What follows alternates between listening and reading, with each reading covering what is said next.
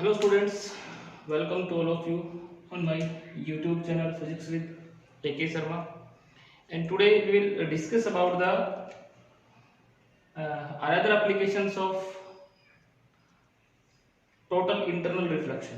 ठीक है बेटा, हमने last time total internal reflection की कुछ एप्लीकेशंस पढ़ी थी। उसके बाद एक और एप्लीकेशन आती है जिसको बोलते हैं total reflecting glass prism. Total reflecting glass prism, totally reflecting glass prism देख सकते हो, टोटली रिफ्लेक्टिंग ग्लास प्रिज्म। तो टोटली रिफ्लेक्टिंग ग्लास प्रिज्म क्या होती है, तो आप लिख सकते हैं the totally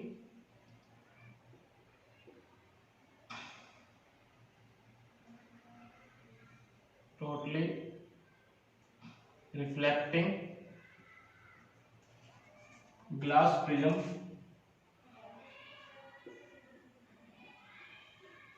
are the right angle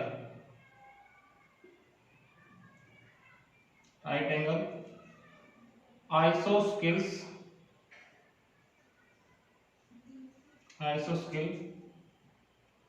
glass prisms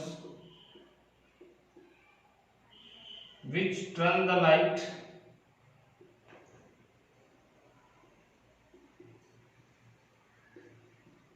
through 90 degree और 180 डिग्री। ठीक है, तो बेटे ग्लास की प्रिज्म होती है, राइट एंगल आइसोस्केल प्रिज्म होती है जो लाइट को 90 डिग्री या फिर 180 डिग्री पे टर्न कर देती है। ठीक है, यहाँ पे देखो किस पे काम करती है, the refractive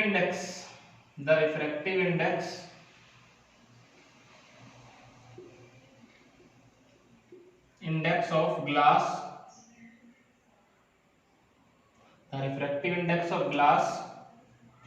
is 1.5 and the value of critical angle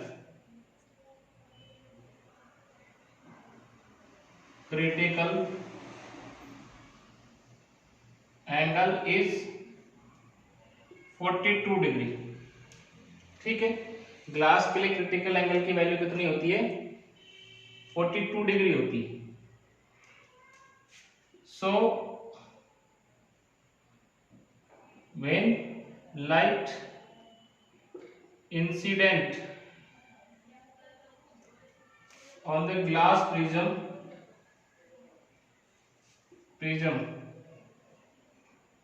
more than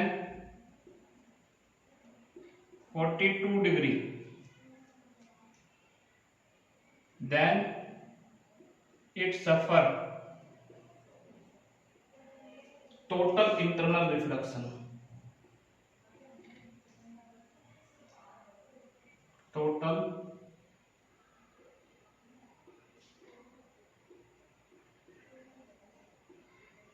reflection. ठीक है, तो इस तरह से देखो किस तरह से लाइट को 90 डिग्री और 180 डिग्री पे टर्न कर देती है। तो वो हम इमेज के द्वारा हम दिखा सकते हैं। देखो कैसे बेटा, यहाँ पे देखो, ये देखो हमारे पास ये हमारे पास एक ग्लास प्रिज्म इस तरह से, दिस इज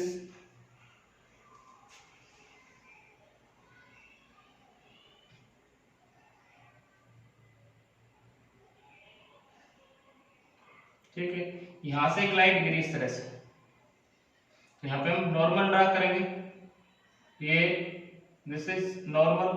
तो ये एंगल कितना, अगर ये एंगल 45 डिग्री है तो लाइट इससे बाहर नहीं निकल पाएगी, ये इधर मुड़ जाएगी और ये ऐसे बाहर आएगी। इसी तरह से दूसरी लाइट की रे जब यहां गिरेगी तो ये बाहर नहीं निकल पाएगी, यहां पे आएगी।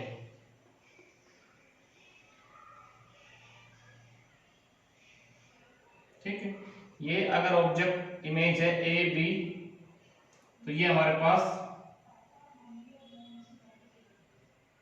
इस तरह से लाइट मिलेगी। ठीक है, कितने एंगल पे मोड़ दिए इसने? 90 डिग्री पे। ये एंगल में कितना? 45। ठीक है, ये एंगल 90 डिग्री राइट एंगल। तो इसने जो हमारे पास रे थी कितने एंगल पे मोड़ दी इसको? 90 डिग्री। ठीक है, और किस पे काम कर रही है? TIR के ऊपर, क्योंकि एंगल जब कितना होगा, इसका एंगल जब कितना होगा 42 से ज्यादा होगा, तो ये इससे बाहर नहीं निकल पाएगी, रिफ्लेक्ट नहीं हो पाएगी, टोटली इंटरनल रिफ्लेक्टेड हो जाएगी और 90 डिग्री पे मुड़ जाएगी। इसी तरह से ये देखो बेटा, ये हमारे पास एक ट्रायंगल इस तरह का आइसोस्केल ट्रायंगल है।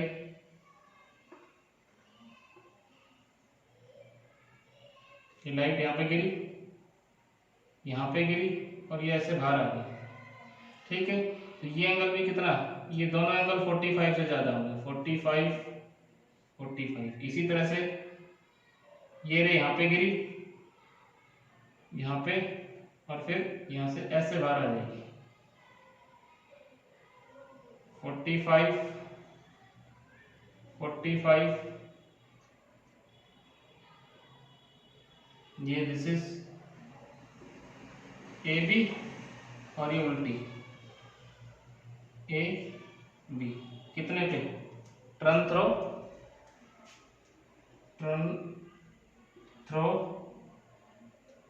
90 डिग्री, और ये कितने? Turn through 180 degree. कितने एंगल से टर्न कर दिया? 180 डिग्री से। यहाँ पे कितने एंगल से टर्न कर दिया? 90 डिग्री से। ठीक है, तो ये राइट एंगल आइसोस्केल प्रिज्म होती है जो लाइट को 90 डिग्री या 180 डिग्री पे क्या कर देती है? टर्न कर देती है। क्योंकि इनके लिए जो रिफ्रैक्टिव इंडेक्स की वैल्यू जो होती है वो कितनी होती है? 1.5 होती है, और जो क्रिटिकल एंगल की वैल्यू निकालते हैं ग्लास के लिए तो वो आती है 42। और जब भी लाइट इस प्रिज्म के अंदर 42 से ज्यादा एंगल पे गिरेगी तो वो टोटली इंटरनल रिफ्लेक्टेड हो जाएगी। ठीक है बेटा, अब हम बात करते हैं। अब अच्छा, इसमें क्या है कि यहाँ पे जो इमेज है और यहाँ पे जो हमें इमेज मिलेगी उसकी इंटेंसिटी में कोई फर्क नहीं आता है। यहाँ लिख सकते हैं नोट डाल करके, note in TIR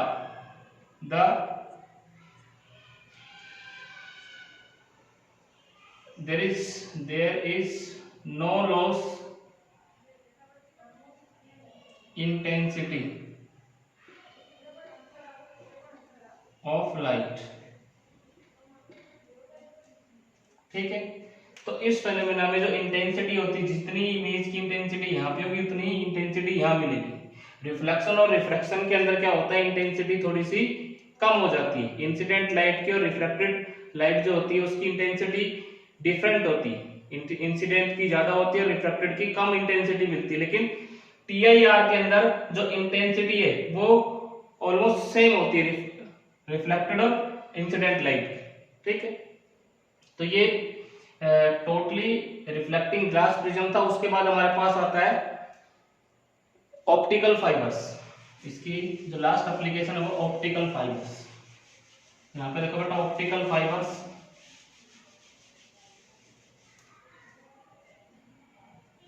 optical fibres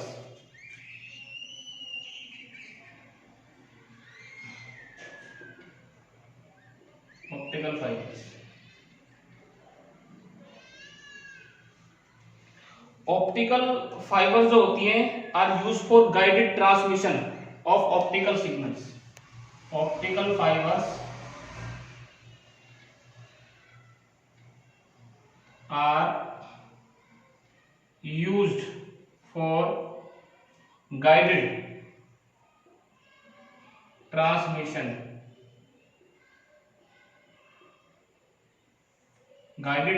of optical signals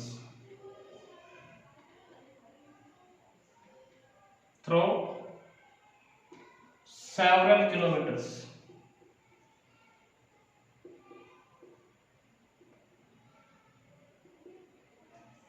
ठीक है, without loss of intensity।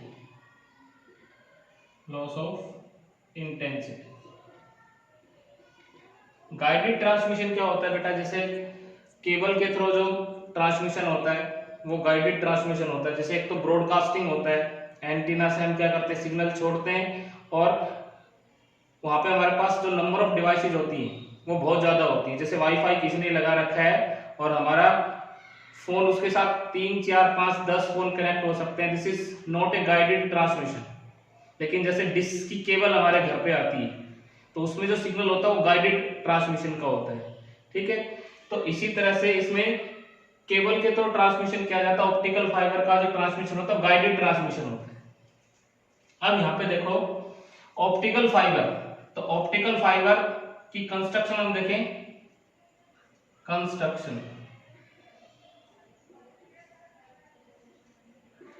देखो तो इसमें मेनली 3 पार्ट्स होते हैं। इट हैज मेनली 3 पार्ट्स, और वो 3 पार्ट्स कौन कौन से होते हैं बेटा? एक तो होता है कोर, दूसरा होता है क्लैडिंग, और तीसरे नंबर पे होता है बेटा हमारे पास बफर कोटिंग। ये 3 पार्ट्स होते हैं, ठीक है।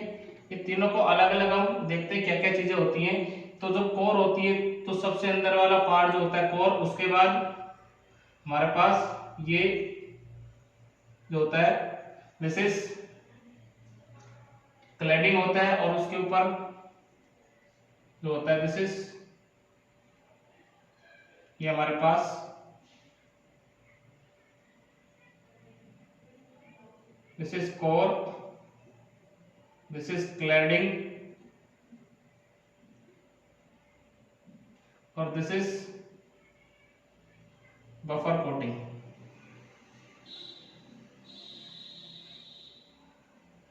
ये 3 पार्ट्स होते हैं मेनली इसके, ठीक है। अब जो कोर जो होता है वो अंदरूनी पार्ट होता है। Core is made up of high quality glass. जो कोर जो होती है किसकी बनी होती है? हाई क्वालिटी ग्लास की बनी होती है। 1 बाय 1 करके इसको लिखते हैं हम। तो जो कोर होती है वो किसकी बनी होती है? High quality glass. Core is made up of high quality glass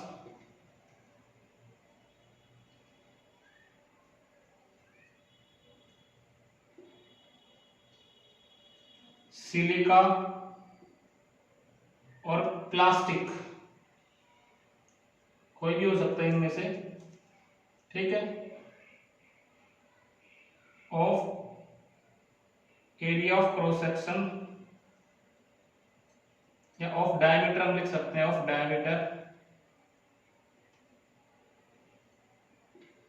10 micron to 100 micron, 10 micron से लेकर के 100 माइक्रोन के ऑर्डर का होता है, ठीक है। And refractive index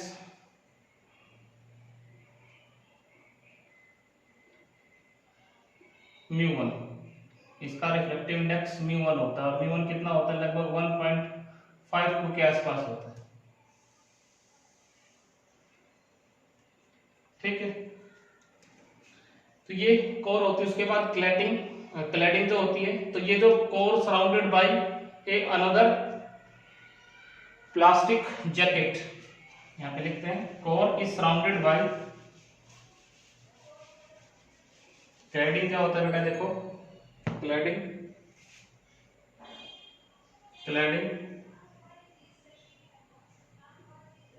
core is surrounded bye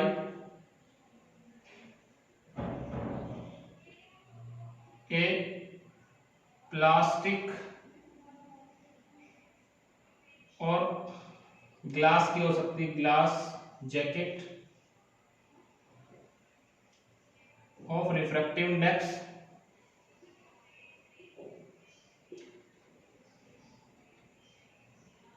μ2 1.48 के आसपास, तो slightly less then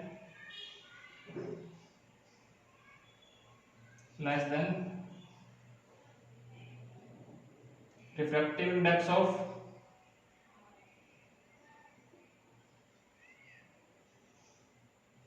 core, core का जो रिफ्रैक्टिव इंडेक्स होता है उससे थोड़ा सा कम होता है इसका रिफ्रैक्टिव इंडेक्स, ठीक है। और कोर और क्लैडिंग जो है वो किसके अंदर क्लोज होती है, बफर कोटिंग के लिए, ताकि इसको थोड़ी सी स्ट्रेंथ मिल सके, ठीक है। तो यहाँ पे लिख देते हैं बफर कोटिंग क्या होती है। बफर कोटिंग, बेटा देखो बफर कोटिंग क्या होती है। Buffer coating, buffer coating, core and cladding enclosed in a plastic jacket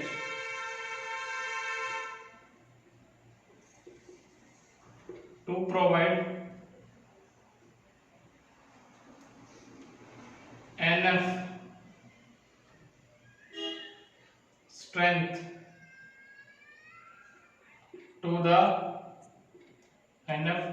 to the optical fiber, ठीक है। ये बफर कोटिंग होती है। इसको एक प्लास्टिक की जैकेट, दोनों को प्लास्टिक की जैकेट में एनक्लोज कर दिया जाता है।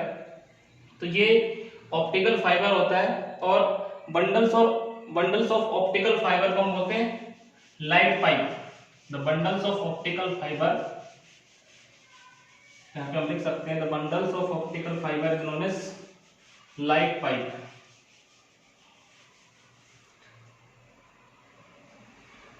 The bundles of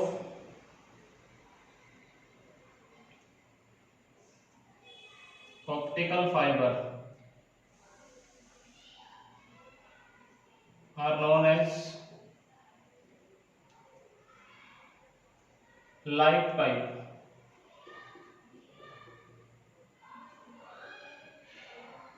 इसको क्या बोलते हैं, लाइट पाइप, ठीक है। अब इसकी वर्किंग देखो, वर्किंग तो ये ऑप्टिकल फाइबर इस तरह से होती है, ठीक है। तो एक बार जब इसके अंदर ये लाइट, ये इसके अंदर एक बार लाइट इसके अंदर एंटर करती है इस तरह से, किसी भी एंड से, तो ये क्या करती है, लगातार टोटल इंटरनल रिफ्लेक्शन सफर करती है इस तरह से।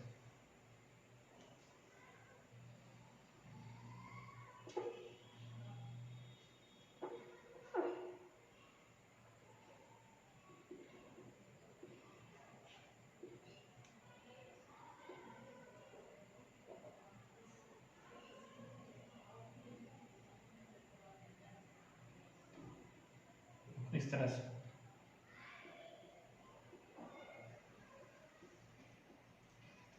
भाई जब यहां से लाइट का सिग्नल इसके अंदर एंटर करेगा तो देखो यहां इसके साथ टकराएगा, तो इसका रिफ्रैक्टिव इंडेक्स कितना है, कोर का रिफ्रैक्टिव इंडेक्स 1.52 और क्लैडिंग का कितना होता है 1.48। तो डेंसर से रेयर में जाएगी और उससे ज्यादा एंगल पे गिरकर टकरा करके वापस इधर ऐसे लगातार मल्टीपल रिफ्लेक्शन होता है और दूसरे एंड से बाहर आ जाती है।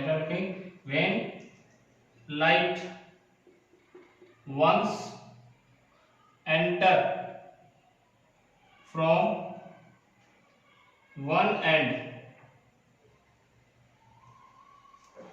of optical fiber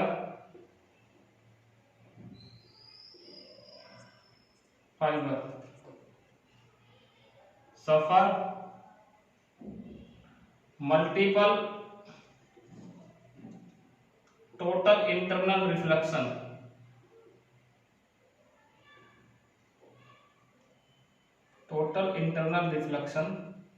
multiple total internal reflection suffer करती है and comes out from the another end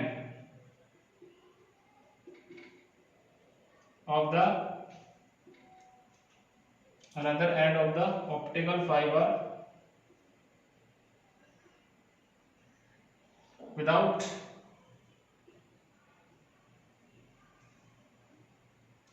loss of intensity, बिना इंटेंसिटी के लॉस के बाहर आ जाता है। ठीक है, तो ये क्या होती है, ऑप्टिकल फाइबर की वर्किंग होती है भाई। एक एंड से हम एंटर करवाते हैं लाइट को, सिग्नल को, और ये क्या करती है, टोटल इंटरनल रिफ्लेक्शन सफर करती है लाइट का सिग्नल, और दूसरे एंड से बिना इंटेंसिटी के लॉस के क्या आ जाता है, बाहर आ जाता है। ठीक है, अब इसमें इसके यूजेस क्या है, यूजेस ऑफ ऑप्टिकल फाइबर्स। तो यहाँ पे हम देखते हैं यूजेस ऑफ ऑप्टिकल फाइबर्स। बेटा क्या क्या यूजेस हैं, तो ऑप्टिकल फाइबर्स के बहुत सारे यूजेस हैं और एग्जाम में कई बार पूछे जाते हैं। Optical fibre use in telecommunication, uses of optical fibre. Optical fibre used in telecommunication,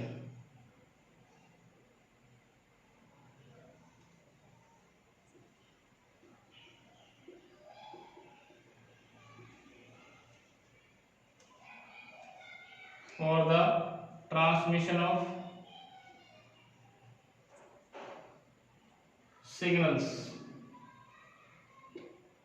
ठीक है, सिग्नल्स को ट्रांसमिट करने के लिए यूज करते हैं। जो पहले लैंडलाइन का फोन जो आता था तो उसके अंदर ऑप्टिकल फाइबर लगा होता था, जो वायर आती थी उसके साथ, तो उसमें हम सिग्नल्स को ट्रांसमिट करते थे उसके थ्रू। तो टेली कम्युनिकेशन में किसका यूज होता है, टेली कम्युनिकेशन के अंदर ऑप्टिकल फाइबर का।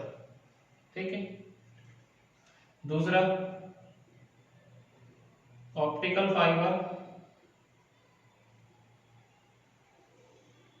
used in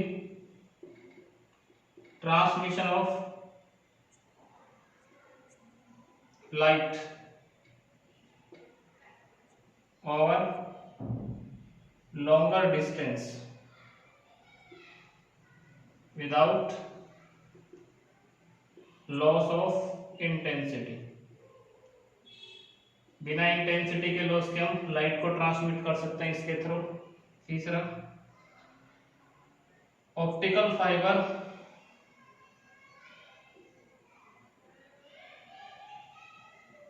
are used in medical field to manufacture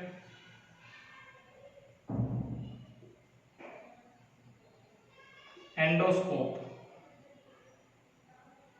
ठीक है, एंडोस्कोप में किसका यूज करते हैं, ऑप्टिकल फाइबर का यूज करते हैं। Optical fibre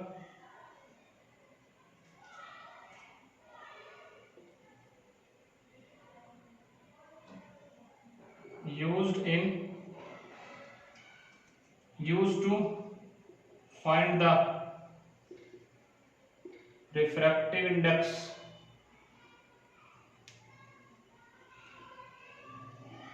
of liquid. इसमें यूज करते हैं ऑप्टिकल फाइबर का लिक्विड के रिफ्रैक्टिव इंडेक्स को फाइंड आउट करने के लिए। तो ये इसके यूजेस हैं।